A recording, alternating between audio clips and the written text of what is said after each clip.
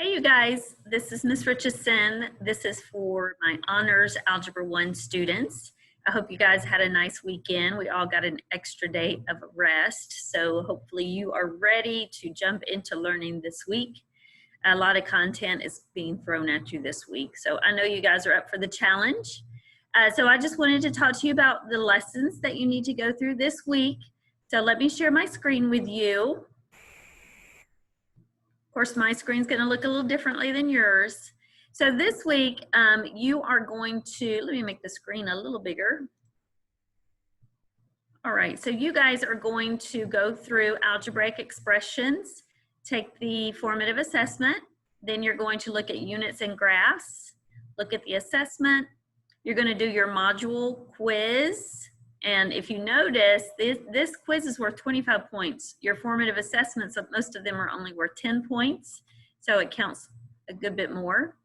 And then finally, you're going to look at descriptive modeling and accuracy. So they talk about the difference in being accurate and being precise, and different ways of labeling things. Like, would you talk about how fast you walk in a minute by miles, kilometers, feet, inches?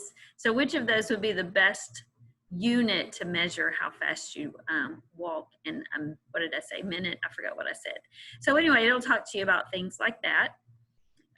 So, you know, last week I made you a video and I just talked to you about how important it is for you guys to spend time in each one of the lessons.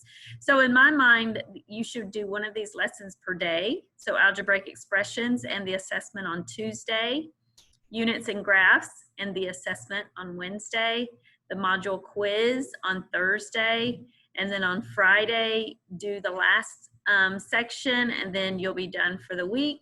Nothing to worry about over the weekend. Of course, you can come up with your own schedule. Make sure you do these units in the right order. Don't take them out of order, please. And just make sure everything is done by Sunday evening. All right, so we're going to Zoom this week. Just like you found this video, all of my week descriptions and my Zoom information is going to be found under the very top module on your page called "What Do I Do This Week?" So I'm going to move this up to be the top one when you come on Tuesday, and then when you click on it, it shows you everything that you need to get through this week. This video is there, obviously you found it, and our Zoom information's on there. So I'm Zooming with you Thursday at 11. So if that works for everyone, I'm going to try to keep the Zoom times and days consistent. So we'll talk about it Thursday. But so let's say you're spending time in the modules, or excuse me, the individual lessons. You're reading every single part of the lesson, you're interacting, you're trying all of the practice problems, and you're checking your answer, and you're watching all embedded videos, and you still are having trouble understanding the lesson, then listen, you need to reach out to me. So I will communicate with you. We can send messages, and if that doesn't help, then we will definitely come up with a Zooming time just to meet with the two of us, so I can help you work through some of those frustrations and some lessons that maybe you're having a little more trouble with. So don't sit at home and be frustrated quietly. You need to let me know, okay? So algebraic expressions, basically this week, you're just looking at, you know, how to describe a certain situation or a algebraic sentence with numbers and variables. Remember that expressions don't have equal signs. So unless you're given a value for variables, you just can't figure out a quantity for an expression.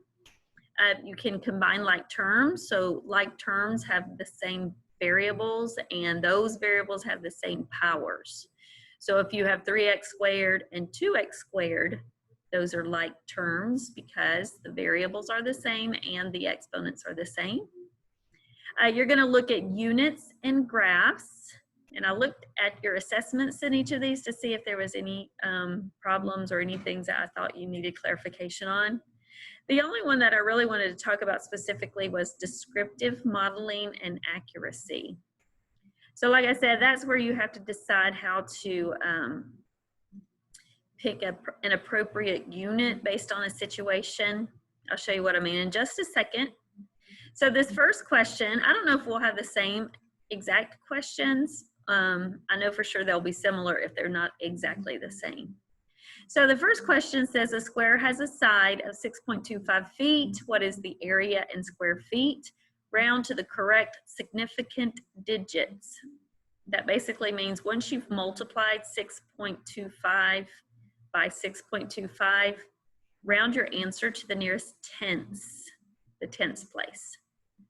Number 2 is all about rounding correctly. It's saying that if these are all rounded to the nearest tenth of a second, which skier's time would be different from the others. Letter C, not letter C. Number 3, this is what I was talking about earlier. If you want to represent the average rate at which infants grow during their first 4 years after birth, so think about when a baby's born, on average they're what, 19, 20 inches long, and then think of a 4-year-old. 4-year-olds are what, 3 to 4 feet tall, maybe, yeah, probably that. So which one would be the most accurate representation? Which one would make the most sense? The baby grows 3 feet per month? Ooh, that's not probably the right answer. So anyway, think about those. And then the next situation wants you to think about the most appropriate unit to describe the rate at which people are entering a theme park. So if you are entering a theme park, they were trying to figure out how many people are entering the theme park. We could write an expression that would represent that, and then we can look at the different quantities and the variables and see what they represent. We'll do that in just a minute. And then the last question says, which of the following is the most appropriate unit to describe the time you can drive a car based on the amount of gas? Would it be minutes per gallon, gallons per minute? All right, so I'm going to share a white screen and we're going to look at a problem that would be similar to that. So for example, let's say we're talking about the number of people entering a football game, right? So let's say that at the football game, we have 20 people entering per, I don't know, hour. It's probably not realistic because after the game starts, that quantity of people should decrease, but just go with me.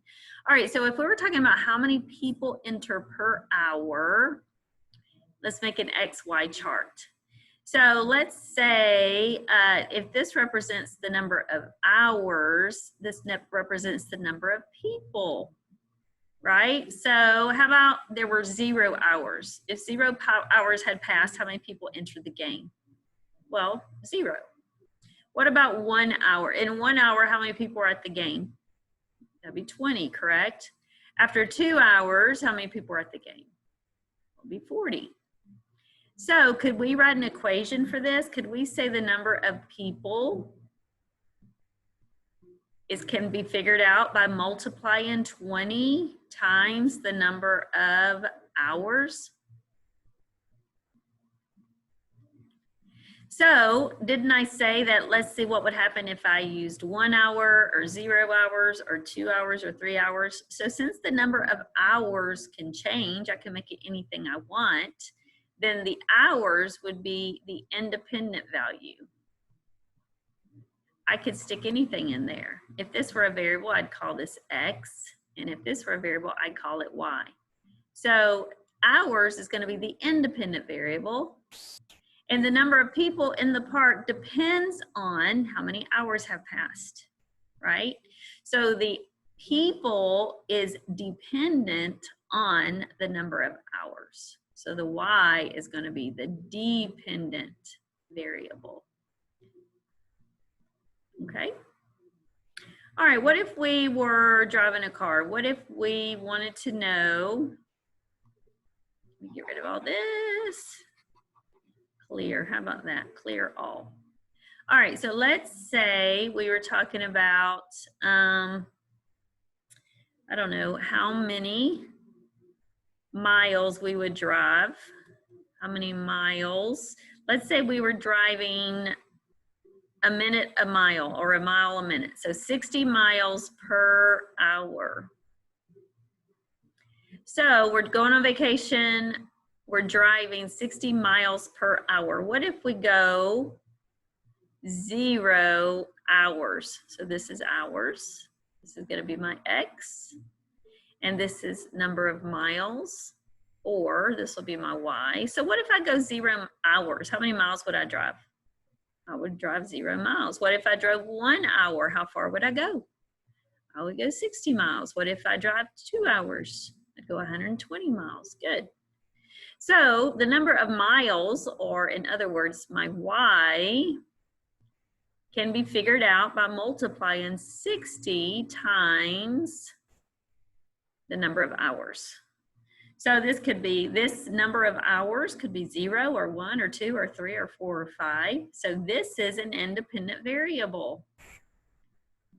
In other words, my hours is my independent variable, or my independent, the number of hours is independent because I can change those numbers, but the number of miles is always dependent on how many number of hours we spend in the car driving. Okay? So I hope if you think of it that way, make your little T-chart and say, what's the best way I could set up my little T-chart? So what does this mean? Which one can I change and which one depends on the other? Which total depends on the other set of information? So hopefully that'll help you just kind of think in that way.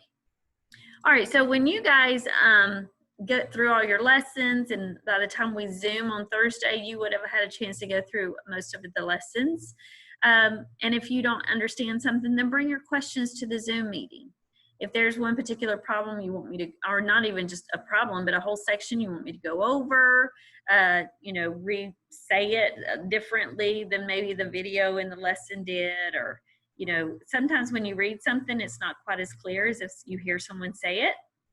So, you know, we'll figure out how this whole virtual thing works, but that's basically what I'm looking for. I just want you guys to figure out what works best for you. And if we need to do a recap on the math lessons every time we Zoom on Thursdays, or if I need to make little videos for each little section, you know, whatever works for you guys, what helps you the most, that's what I want to do. I want to help you be successful in whatever way I can. Also, I want you guys to do your part. So you guys have to spend the work and put the time in as well. So if you're doing your part, then I'm definitely going to do my part. Okay? All right, so I will see you guys on Thursday at 11 o'clock. If you need me before then, you reach out to me. I hope everybody has a great week. See you later.